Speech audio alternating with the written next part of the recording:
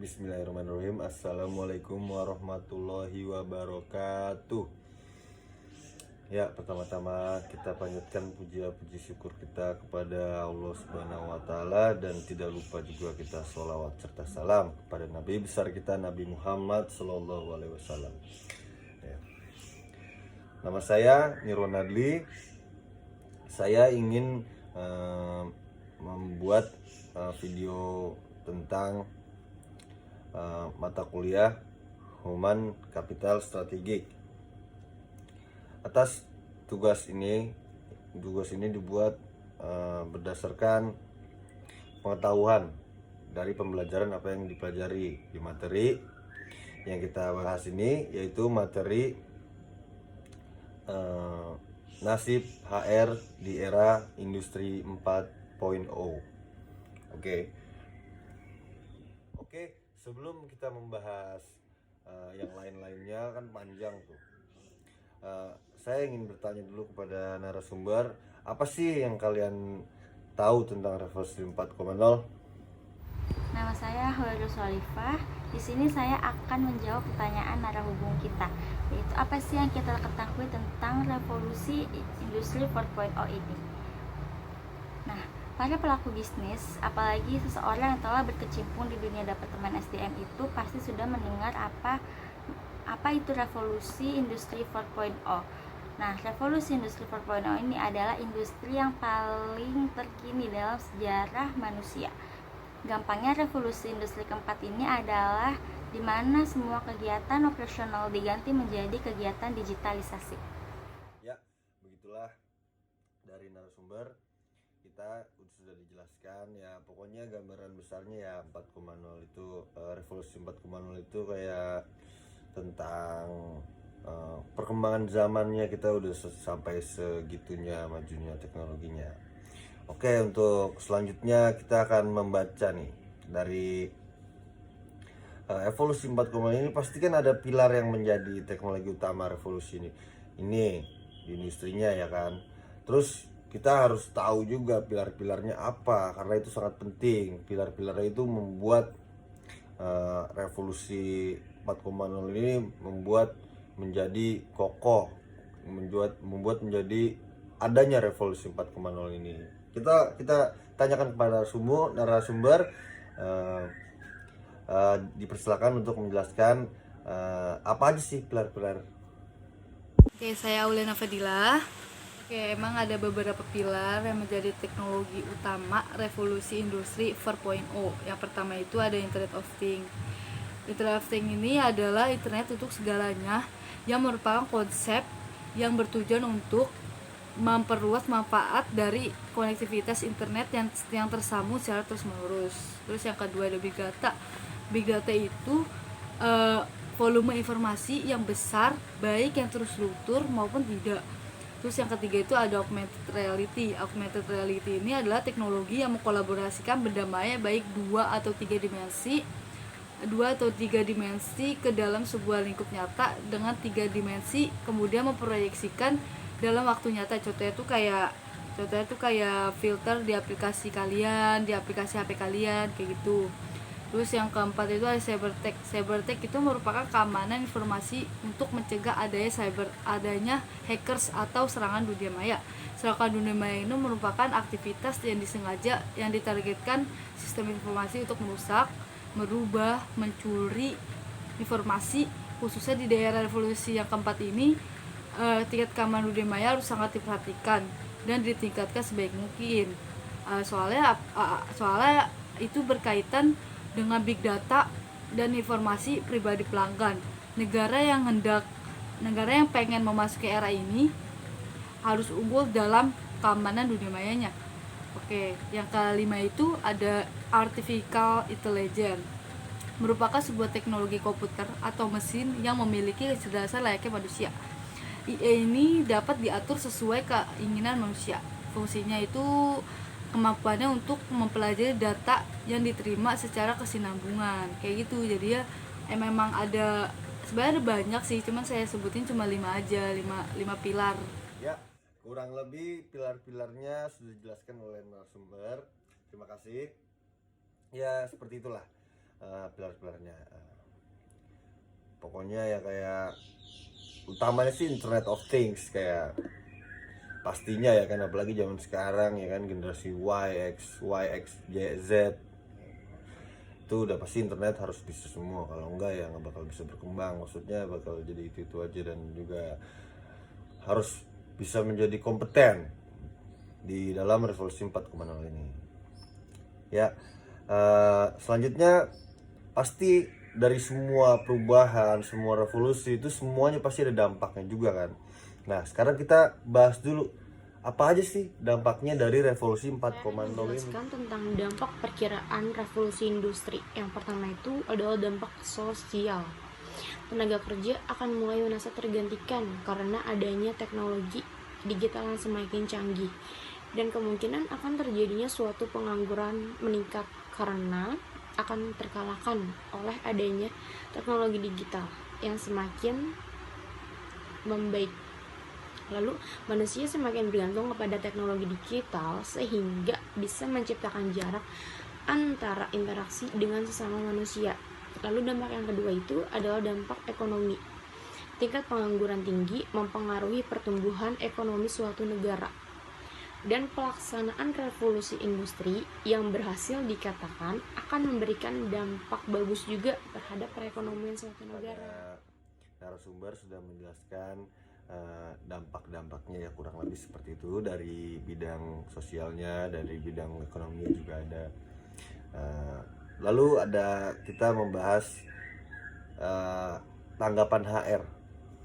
Sebelumnya kita tanyakan dulu kepada narasumber untuk menjelaskan tanggapan HR terhadap Revolution 4.0 ini apa?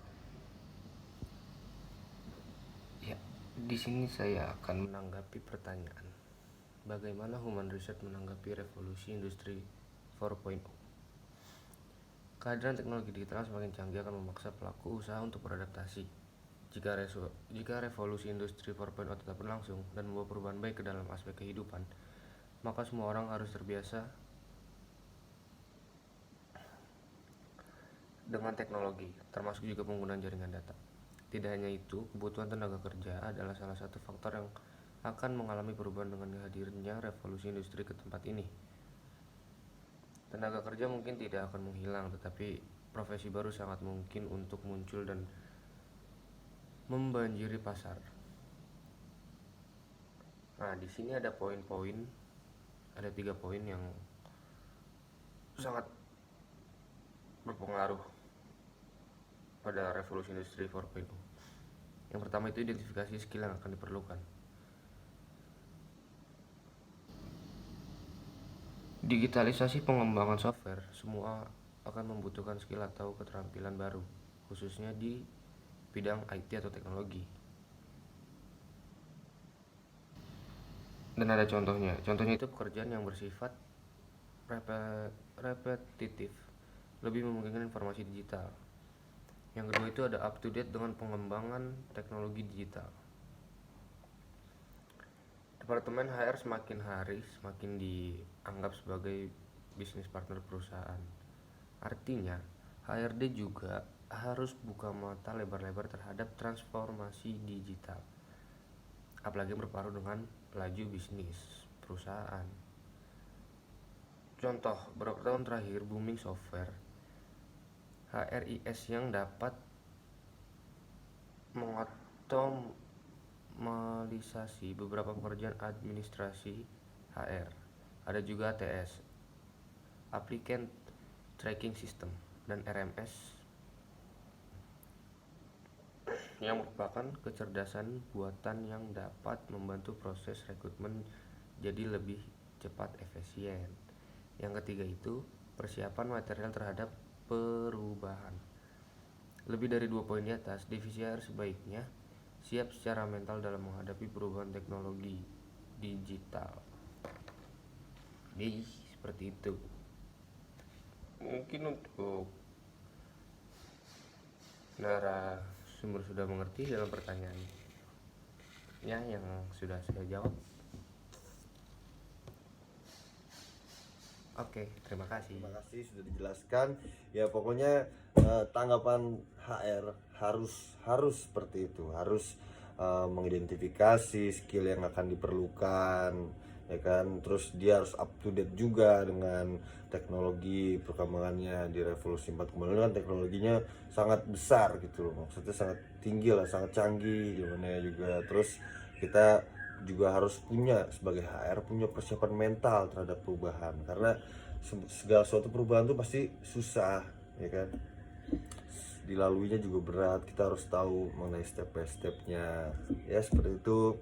Lalu gimana ya untuk sikapnya seorang HR terhadap revolusi 4.0 ini di tengah situasi pandemi ini, ya kan.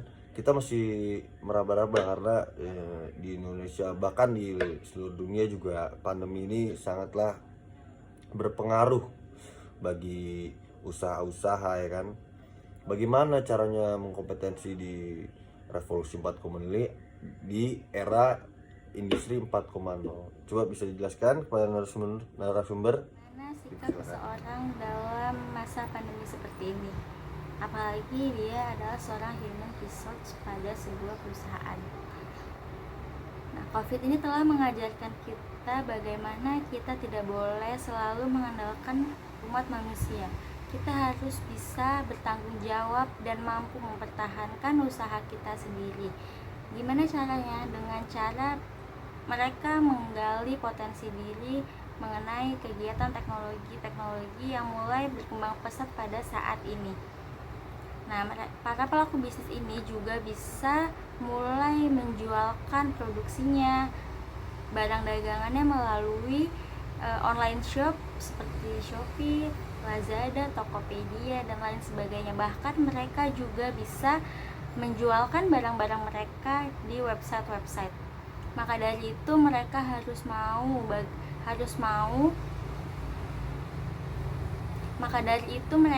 mau mempelajari bagaimana caranya supaya bisa. Maka dari itu mereka harus mau mempelajari bagaimana caranya mengoperasikan teknologi yang sudah mulai berkembang pesat guna mempertahankan usaha mereka supaya tidak bangkrut di masa pandemi seperti ini. Terima kasih. Lalu bagaimana dengan lini sumber daya manusia HRD? Apakah revolusi industri mengubah wajah divisi ini, dan divisi HRD juga mengalami perubahan signifikan dari revolusi industri 4.0 ini? Apa aja? Beberapa emang. Yang pertama itu ada chatbot rekrutmen sebagai bentuk diterapkannya EA. Terus dengan chatbot ini maka pelamar dapat mengeksplorasi dirinya lebih luas ketika mendeskripsikan dirinya. Mesin akan menerjemahkan lebih luas dan tanpa biasa kata-kata yang diketik oleh pelamar. Terus yang kedua itu ada validasi rekam jejak pekerja dengan teknologi blockchain. Dengan teknologi ini HRD dapat membangun basis data tingkat pendidikan, skill, dan kinerja calon karyawan potensial sehingga memungkinkan mereka untuk ditempatkan pada posisi yang disesuaikan. Demikian juga dengan data harian seperti absensi, cuti, maupun basis data lainnya. Perkenalkan, nama saya Siva Hayati. Lalu di poin yang ketiga itu ada rekrutmen jarak jauh dengan teknologi Internet of Things atau disebut dengan IoT. IoT pada dasarnya adalah komunikasi mesin dengan manusia sebagai pengawasnya agar sesuai dengan standar. Dalam fungsi HRD, IoT ini dapat diterapkan dalam pendeteksi suara dan dengan pendeteksi gelombang suara, maka seorang kandidat dapat diperiksa apakah cukup potensial untuk mengisi posisi yang lowong. IoT juga dapat dimanfaatkan untuk melakukan pekerjaan yang didasarkan dengan perintah suara. Lalu di poin yang keempat itu ada perangkat yang dapat memberikan feedback. HR perlu menerapkan suatu teknologi ini untuk mengukur reaksi dari setiap tugas yang diberikan kepada individu dalam suatu perusahaan. Hasil yang terukur akan membuat perusahaan memiliki langkah yang sangat strategis dan sesuai dengan apa yang diharapkan oleh suatu perusahaan tersebut. Lalu di poin yang kelima itu ada virtual dan augmented reality. Dengan virtual dan augmented reality, maka biaya ini dapat dipangkas dalam jumlah yang besar. Teknologi ini memungkinkan pembelajaran dan pengembangan karyawan secara remote. Karyawan yang berada di tempat jauh tetap bisa mengikuti simulasi dan ilmu baru secara real time bersama dengan teman-temannya yang berada di kantor pusat. Ya, kurang lebih seperti itulah. Jadi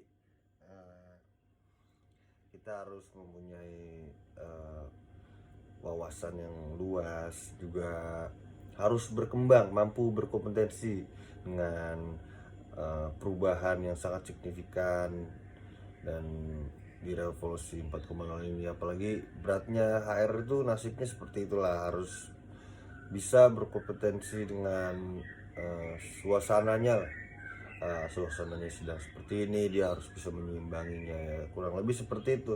Ada coba saya ingin bahas suatu kasus di CIMB itu, saya bacakan dari berita di bisnis.com Jakarta. Jadi jumlah karyawan PT Bank CIMB Niaga Tbk terus menurun sejak 5 tahun terakhir. Kondisi itu dinilai normal di tengah tren revolusi industri 4.0.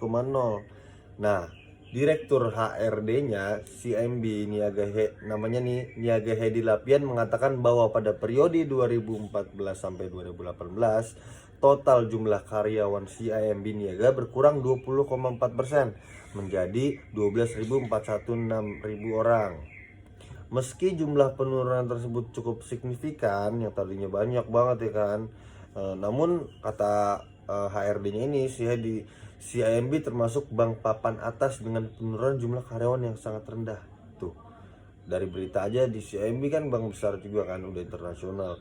Dia aja udah turun dari kisaran 20 ribuan, 30 ribuan jadi 12 ribu, 20 ribu lah, 20 ribu jadi 12 ribu. Itu udah banyak banget, tapi di sini tuh di berita menginfokan bahwa itu masih tergolong rendah. Jadi apalagi dengan bank-bank yang lainnya, kayak siapa tahu lebih turunnya lebih drastis lagi, dan apalagi banyak juga perusahaan-perusahaan yang lainnya ya kan. Terus setiap tahun kami masih merekrut sekitar 200 karyawan baru katanya, melalui pesan tertulis kepada bisnis di tanggal Kamis di 2020 tanggal 21 bulan 3. Terus Hedi menjelaskan bahwa revolusi industri 4.0 ini menyebabkan perubahan yang sangat cepat dalam dunia kerja. Beberapa jenis pekerjaan yang sebelumnya dilakukan secara manual oleh tenaga manusia akan menjadi tidak relevan pada masa mendatang. Jadi kita juga harus siap. Jadi bukan hanya nasib HR di era ini, kita juga harus membahas tentang diri kita masing-masing. Siapkah kita untuk perubahan yang sangat drastis ini? Kita harus bisa berkompetensi. Jadi nasib seluruh manusia sih kalau menurut saya. Jadi kita harus belajar lagi, harus mampu berkompetensi lah pokoknya, harus mampu beradaptasi kepada perubahan-perubahan, harus bisa siap mental. Ya pokoknya udah selesai dari saya itu. Terima kasih kepada narasumber Syifa Dayati, Aulia, Sultan, dan Khalifah. Terima kasih atas waktunya. Wabillahi taufiq wal hidayah. Wassalamualaikum warahmatullahi wabarakatuh. Semoga bermanfaat. Salam.